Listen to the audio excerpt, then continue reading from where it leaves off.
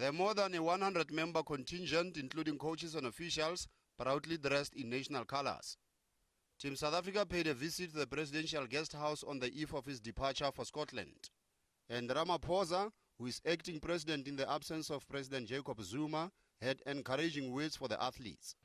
On behalf of President Jacob Zuma, and indeed all South Africans, we do wish you well. You're going out into the world to compete against India, Canada, England, so on and so on. And they think they are high and mighty.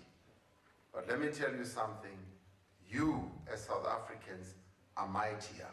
Team South Africa finished 5th on the medals table in Delhi 4 years ago, winning a total of 33 medals, of which 12 were gold.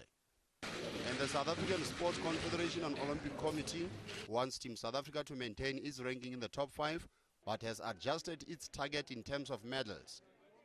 It's now a total of 43. You cannot go lower than number 5 on the medal table. We've always been there. We've always battled against India. We've struggled against Australia, Canada, and England.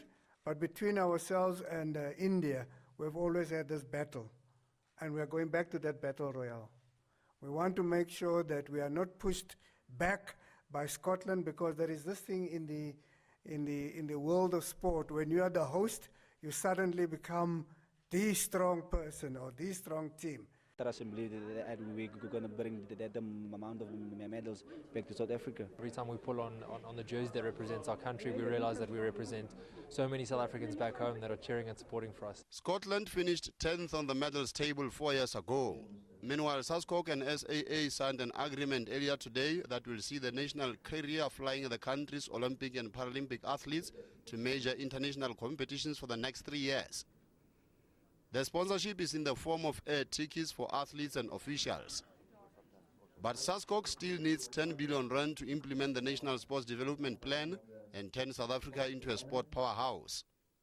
Pesing Katlu, SABC News, Pretoria.